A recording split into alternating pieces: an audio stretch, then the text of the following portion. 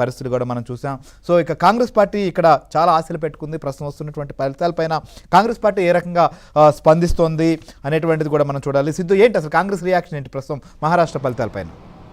మహారాష్ట్ర జార్ఖండ్ ఎన్నికలకు కాంగ్రెస్ పార్టీకి సంబంధించినటువంటి ముఖ్యమంత్రి, డిప్యూటీ సీఎం, మంత్రులు, ఎమ్మెల్యేలు చాలామంది విస్తృతంగా ప్రచారం చేశారు.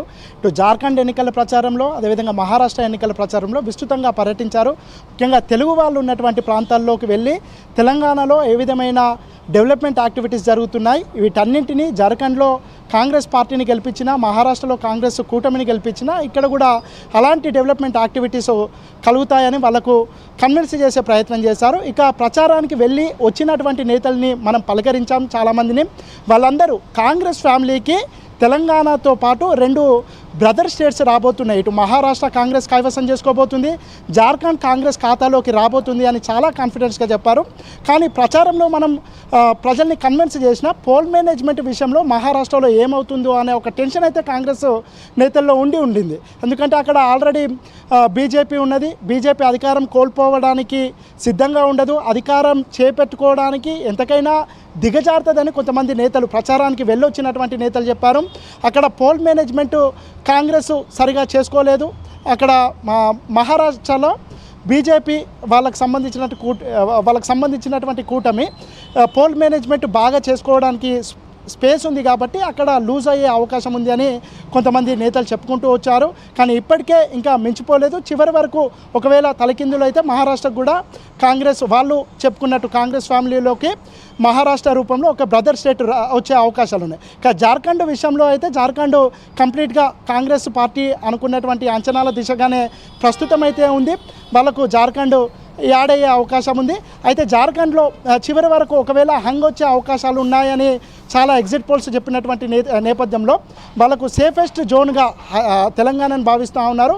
ఒకవేళ అక్కడ మ్యాజిక్ ఫిగర్ దాటకుండా మ్యాజిక్ ఫిగర్కు అటు ఇటుగా ఉంటే వాళ్ళు క్యాంపు రాజకీయాలను తెలంగాణలో పెట్టాలనే ఒక ఆలోచనలు కూడా ఉన్నట్టు తెలుస్తుంది. మొత్తానికైతే కాంగ్రెస్ మోడీ ఒకవేళ ఓడిపోయినా మోడీ హవా తగ్గుతుంది అని ఖచ్చితంగా నిరూపణ అవుతుంది. ఓట్ల విషయంలో కానీ, ఓట్ షేరింగ్ విషయంలో కానీ, సీట్ల విషయంలో కానీ అనే కాంగ్రెస్ నేతలు అయితే ఇప్పటికీ కాన్ఫిడెంట్గా అయితే చెప్పుకుంటున్నారు. ఇక ఫలితాలు మధ్యాహ్నం వరకు వచ్చిన తర్వాత ఒక క్లారిటీ అయితే వచ్చే అవకాశం ఉంది.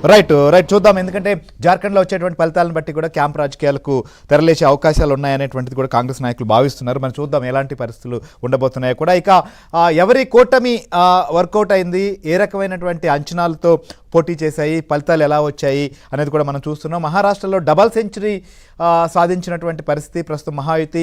అక్కడ డబుల్ ఇంజన్ సర్కారు డబుల్ సెంచరీ నంబర్ రావడంతో ఖచ్చితంగా ఏర్పడేటువంటి పరిస్థితి కనిపిస్తుంది. జార్ఖండ్ అయితే మాత్రం కొంత చివరి వరకు కొంత ఉత్కంఠ అయితే కొనసాగేటువంటి పరిస్థితులు మనకు కొనసాగుతున్నాయి. సో వీటికి సంబంధించి అప్డేట్ మనం కంటిన్యూ చేద్దాం. ఇప్పుడు ఒక చిన్న బ్రేక్ తీసుకుందాం.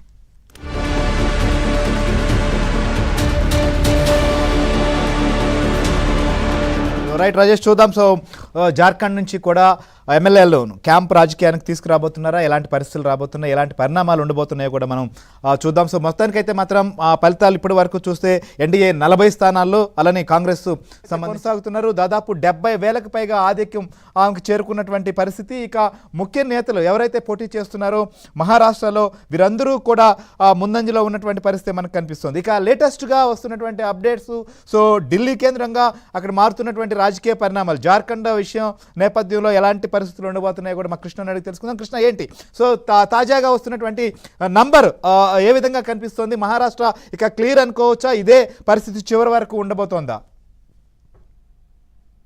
ఖచ్చితంగా శ్రీహరి, మహారాష్ట్రలో అయితే క్రిస్టల్ క్లియర్ గా మహాయుతి కూటమికి ఆధిక్యం చూపిస్తున్నారు.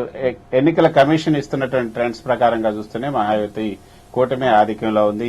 ఇప్పుడు తాజాగా వస్తున్నటువంటి ఫిగర్ ను చూస్తే మహాయుతి కూటమి 211 స్థానాల్లో ముందంజలో ఉంది మహారాష్ట్రలో. అంటే మ్యాజిక్ ఫిగర్ 142ని దాటి ఇంకా ఎక్కువ స్థానాలనే సంపాదించింది. 211 స్థానాలు అక్కడ ఆధిక్యంలో ఉంది.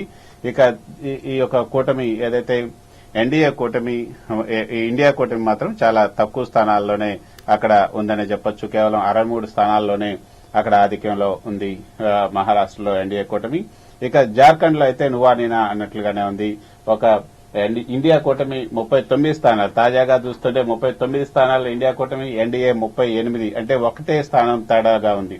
మరి కొన్ని చోట్ల అయితే ఇండియా అంటే ఫలితాలు వస్తున్న ప్రకారంగా చూస్తూ ఉంటే ఒక్కొక్క ప్రాంతాన్ని బట్టి ఈ యొక్క ఫలితాలు మారుతూ ఉన్నాయి.